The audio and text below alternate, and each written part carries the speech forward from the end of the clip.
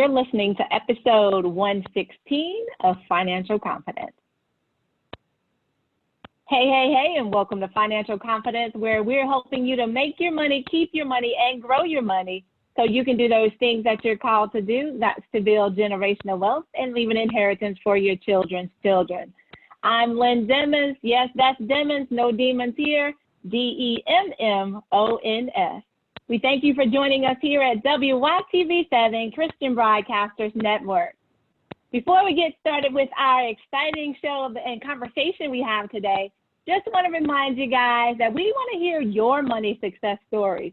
Don't forget, give us a call, 470-236-8282. Let us know how it's going for you. Is this information invaluable for you? And what are the next steps? Don't forget your freebies. Yes, you get freebies. Text us, guys, 312-487-3550. Your keyword is podcast FC. That's for Podcast Financial Confidence. Make sure you connect with us so that you can continue to win. Our guiding principle for this show is Matthew 6:33. Seek ye first the kingdom of God and his righteousness, and all these things shall be added unto you. We also implore that you pray over your finances so you can continue to do those things that you're called to do. So if you will, bow with me. Lord, help us to value the things in this world that are really valuable. That's our relationship with you, our lives, and our families. Help make us responsible stewards of your financial resources, and let us trust your holy word. The eternal glory in thy son Jesus' name we pray. Amen. All right, guys, I hope you have your pen and your paper ready because we have an exciting guest in the studio with us today, Miss Christine Tay of Tay Financial Coaching. Christine, how are you? Good. Thank you for having me, Lynn. I really appreciate that. Awesome. Well, it's really a pleasure to have a financial guru in the podcasting studio with us all the time. I love talking about finances. However, that may not be the most fun thing for everyone. So we like to have other perspectives and other experts on so that other people know it can be fun talking about your money, getting your money right as we move forward in this progress.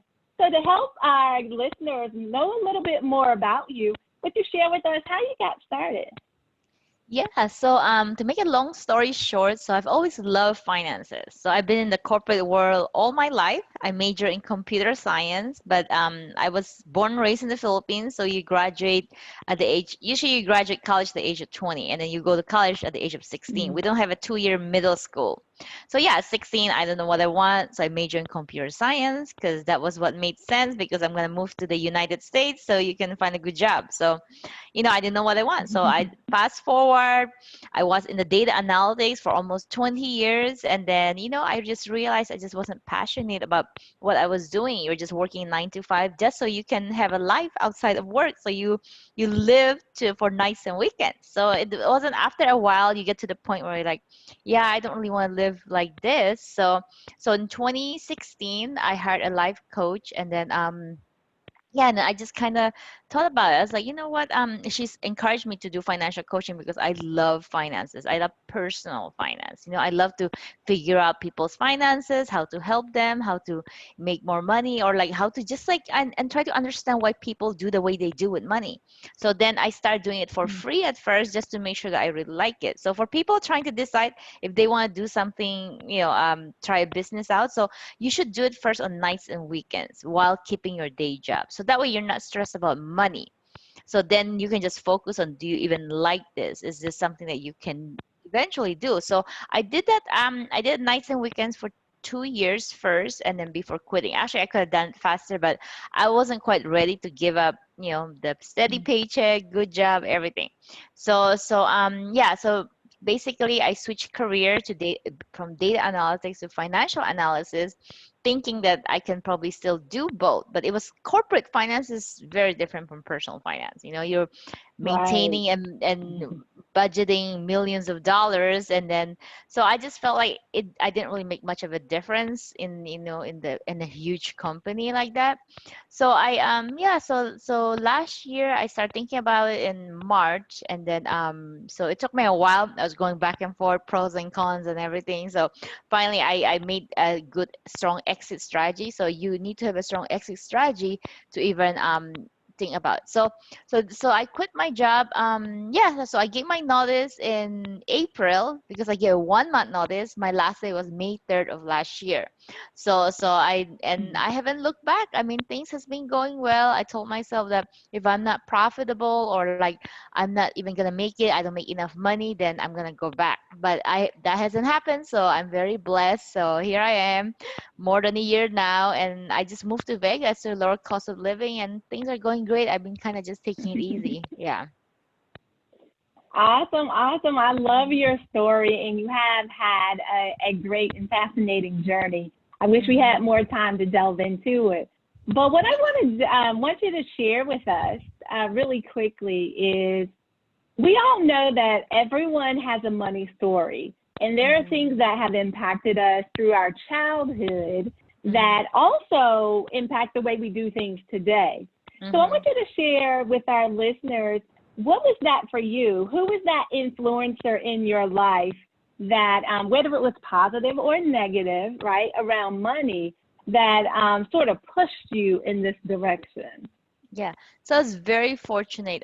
My family, most of them were very good with money, well, except my dad. So, but my dad has even though he didn't know how to manage money, he still had a positive influence on me. Meaning, when I said that, is like I told myself I won't be like my dad, because my dad, when he passed away broke, and he passed away from some health issues. So I said, okay, I'm gonna take care of myself. I'm gonna be good with money.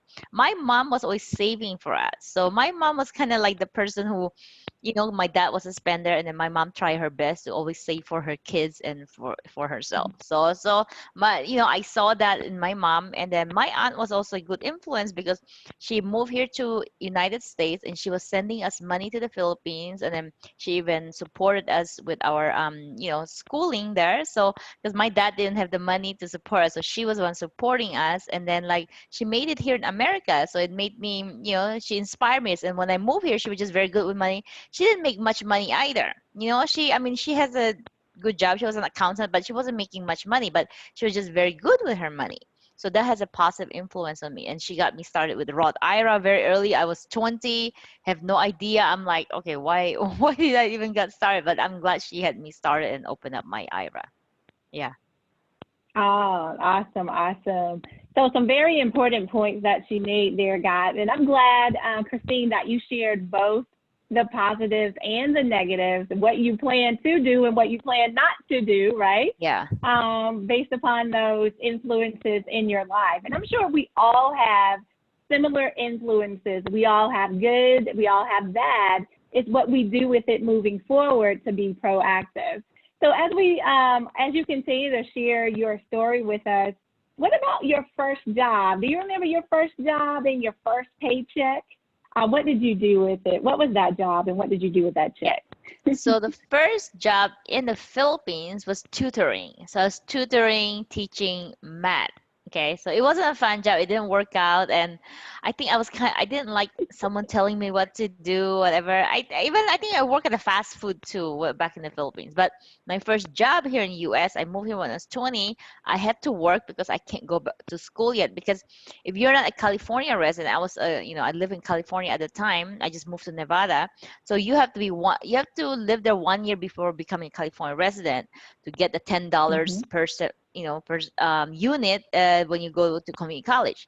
So then I didn't have the money at the time. Of course, I was only 20 years old. I was doing, I just immigrate to the United States, no money. So basically I worked first for the first year, and then so I was doing data entry. So I was okay with typing. I wasn't such a fast typist, but doing that, I became a very fast typist. So I was making $10 an hour. I was working a lot of overtime. It was like I was working probably 20 hours overtime. Like if they could make us work every day, I would work every day. But by law, you need to take one day off. So I was only working 6 days a week. I was working long hours. I just wanted to make money. I was like, from the Philippines to here, it was a lot of money, like converting the currency to Philippines. So yeah, I was very happy. I mostly saved my money. I was actually very good at it. I mostly saved my money, started to build my savings. I was going to, then 1 year later, I went to school at night. So it was very good. Like I think I just had positive influences in my family that hey, once you make money, save it to always make sure. Like I never had the concept of using credit card and then not using, because from the Philippines, everyone used cash. So I don't think I really had a credit card till maybe I was 21 or 22, but I already had a very good habit. Like I knew credit card, you have to pay it off. You don't own the money, it's not your money, it's borrowed money, so you have to pay it off. And I'm the type of person, like it was instilled in me to not owe money. You always have to pay. It's not good to ever have any debt, even with friends, family, whatever. So it was just ingrained in me when I was young. Yeah. Mhm. Awesome, awesome. So two things. First, that math tutor story. I'm sure there are tons of listeners who can relate. They didn't like math at all, so they can definitely understand not wanting to stay in that math tutoring position. But also, you also bring up another point. You said about the credit cards, and that's an interesting concept because today in America, we're seeing more people now that are going to a cash system as opposed to using credit cards because of Dave Ramsey and other financial gurus who are sharing that sort of get out of debt mentality. But share with us a little bit more about that credit card experience, because you say you guys didn't have credit cards. That wasn't the thing to do. So what enticed you to get that first credit card then when you were here in the States, when you arrived here in the States? Yeah. So in the States, so having a credit score is very important because I eventually want to own a home. And then, I don't really, I don't follow Dave Ramsey that much because I like him. I think there are some people who needs a tough love, but my philosophy isn't really like, oh, absolutely no debt. So I'm okay with some loans are okay, like mortgage. I think it's okay in sense like when how I think about debt is more like, yeah, I'm against credit card debt, whatever, because most of the time they're like 20%. And usually when people have credit card debt, it usually is a symptom of something bigger. It usually means they don't know how to manage their money. Okay. Mm-hmm. But mortgage debt, it doesn't necessarily mean like that. So you can be smart about your debt. So when we had, actually, I still have that mortgage. So my mortgage was 3.625%, and then for 30-year mortgage. So like if I have $1,000 of cash every single month, like extra, what would I do? Pay down the mortgage or invest that? So historically, my investments have given me like 7-8% rate of return.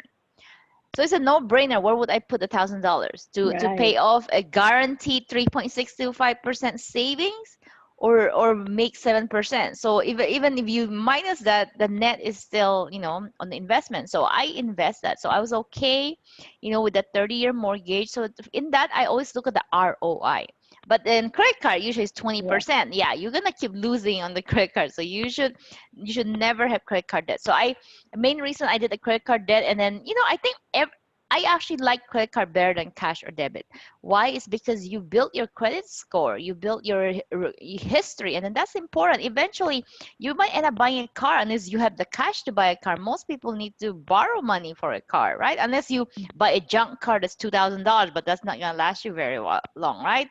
So yeah, you are gonna need money to borrow, and then you need a credit score. So credit card does build that, and eventually later on, once you have other, like if you have student loans, you might have student loans too, but then that's gonna add up to your credit score. And also if you're gonna have car loan, that adds up to your credit score. So we're in a society where we need that credit score. So I really disagree with just going by debit or cash. And then you can be responsible. So credit card is only for people who are responsible and pay their bills always every end of the month.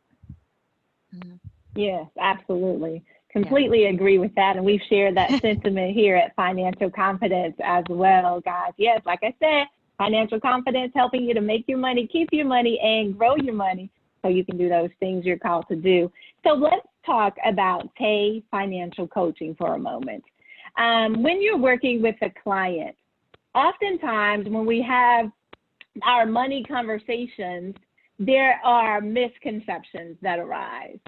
And what would you say are the top 3 misconceptions when you're working with clients in regards to their finances, whether that's personal or business finances? Mm-hmm. So what was the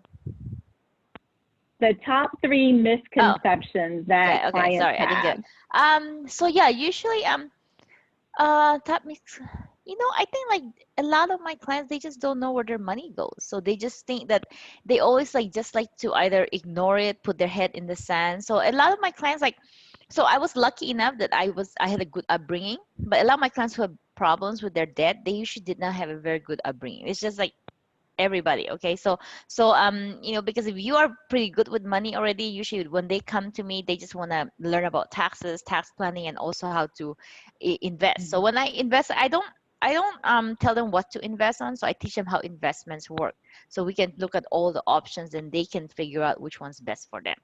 So yeah, they just don't know where their money goes. And then like it's just we have to go through like how to heal that from the past and how to change their mindset, especially because then allow them, their parents, like they're all financially illiterate. So there's, if no one's teaching you at home and you don't have financial literacy in school, where are you going to get it, right? So it's like they're kind of Right. at their own mercy almost. And then you have all this marketing, like credit card companies is like trying to tell you, okay, you can just pay the minimum, whatever. So there's a lot more money in that versus trying to teach you like it's not even required in school right now. It's very sad, and I think money is very important. Like you need money for everything, just to survive. So Yes. I think that's needed in class, even like life skill, personal growth, self growth. I think those two should be taught in class, and the personal finance. Yeah, absolutely. Absolutely agree with that. And we're fortunate actually here in Georgia, we do have financial education being embedded in Oh, I our like that. K-12 curriculum.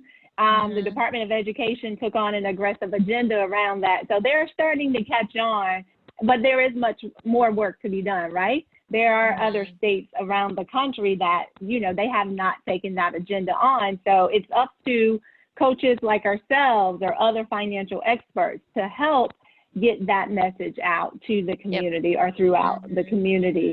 Mm-hmm. So as you look through, and what does it look like for a person to work with you? How do they contact you so that they can actually do that? Mm-hmm. Yeah, so they can just go to my website, Tay Financial Coaching, TEH, which is my last name, Financial Coaching. So it's like THE, but it's switched TEH. People often wonder, did you mean the Financial Coaching? I said, no, TEH Right, is right. last name, no, TayFinancialCoaching.com. So you just go on there. There's gonna be all the tabs. There's gonna be schedule a complimentary chat. So just schedule time with me. If you ever feel like you're not at a place when you're confident about your money, I can definitely help. So I help people with either from the ones who allow debt, and usually that's just a symptom. So we will work on their real issue, and then that's usually from their past, their money mindset, healing and forgiving and letting go of the past and creating a future from now. And then also I also teach. I am also a tax professional, so I do tax projection, tax work, tax consulting. So I teach my client about taxes as well, and then I do the retirement planning and then investment education. So I teach them because like a lot of them, they have money. So once you're done and you're good with your budgeting, we heal all that. Then the next step, what are you gonna do to build your wealth? So you build your wealth by investing. So that's how you grow your money, because savings has a purpose. So you need a savings for emergency fund. What if something happens to you? Then if you don't have the savings or emergency fund, then where are you gonna get the money? Either investment, if you do have investment, but then investment, like I said, it's always for long term. It fluctuates up and down. So what if you need the money? Usually when COVID happened, let's say, and then luckily it didn't really hit the market as much. The market is still doing very well even though despite the COVID. So what if the market tank and you need the money, and then investment is not the right place? So then if you don't have the savings or the investment, where are you gonna go? Credit card. Then you're gonna rack up your credit card bills again. So you need at least like 6 months worth of cost of living expenses. So how are you gonna know that? You have to figure out how much do you need per month to survive. Okay, so whether 3,000, let's say 3,000 times six, then you need $18,000 in your savings and checking combined all the time. Any cash account that you have that you can just get money from. So It's not a place to Mhm. grow your money because inflation rate beats the interest rate at this time. But then you cannot think of savings account as a place to grow your money. No, that is not the purpose. Mm-mm. If you focus on that, you're just gonna get depressed. You're losing money essentially. So it's not the purpose. So once you meet the 6 months minimum, then you want to grow your money, and that's where you invest. You figure out different avenues to invest, and that's what I teach my client. You can invest through your retirement, Roth IRA, traditional IRA, 401k, and then on your brokerage account, investment property. And then there's many ways to invest. So that's the time I make sure like my clients see everything in a holistic view. But then that that foundation of the house need to be there, your budgeting and your savings. Awesome, awesome. So you said something I want to go back to really Yeah. quickly. The tax portion. You said you educate your clients on the taxes. So that may be an important area for some listeners. What does that look like for the listener when you provide that tax education for your client? Yeah, so I review their tax return. So from last year to this year, I explained to them like, 1040, at least you have to understand the first two pages, 1040. That's the federal return. So state is gonna vary depending on what state you have, but you have to, at the very least, like what are all the lines? What does it mean? What are the different filing status? How different filing status affects you, the standard deduction, itemized, like how your taxable income, how the tax bracket works. Some people don't understand how the tax bracket works. And then, I've always had clients who come to me, like, especially the one who makes a lot of money, they're like, my taxes went up this year. Well, I said, because you make more money. And then they always ask me, how do I lower my taxes? Make less money. Like, so do you want to make less money, or or you just gonna suck it up and then just like pay the taxes? Because then they always look at the glass half empty, but you have to look at glass half full. You're getting more net paycheck. You're probably getting more benefits because the higher your salary, then the more you're matching. So everything is just more. Yes, and your taxes will be more too. So, but everything else is more. So look at the positive side that comes with a higher income. So they just tend to focus so much like, oh, I'm paying more taxes. But no, if you know how to plan out your taxes, you know how the tax bracket work, you will not be surprised and be like, why do I have a 10 grand, tax liability? Okay, so you Right. just so I teach them about that, the tax bracket, how the long-term capital gains tax is different than the income tax bracket, because then that will kind of show them how investing is, you save a lot more money investing versus in working. So it's like it's sad, but that's how the tax system works. That's why rich people become richer. They don't really work, they don't have a lot Yes. of salary, but they know how to invest because the tax bracket works, you know, kind of for them because of the lower tax bracket for long-term investment, long-term capital gains. Yeah. Awesome, awesome. Well, guys, that's Christine Tay of Tay Financial Coaching joining us here at Financial Confidence. Christine, we want to thank you so much for sharing your expertise with us today. Yeah. Thank you, Lynn. I'm so glad to be here. So I really appreciate you inviting me to your show. Awesome, awesome. Guys, make sure that if you're listening to this podcast, make sure you share that out because sharing is caring. Remember to join us each and every Thursday at 6 p.m. for the podcast. I'm Lynn Demons. That's Demons, no demons here, DEMMONS.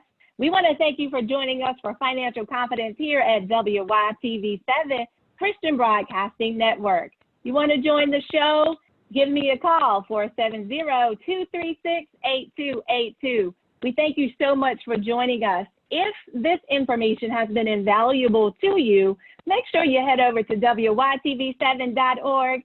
Leave a donation so we can continue to do what we do. That's to help you make your money, keep your money, and grow your money so you can do the things that you're called to do. Thank you so much for tuning in, and we'll see you next week.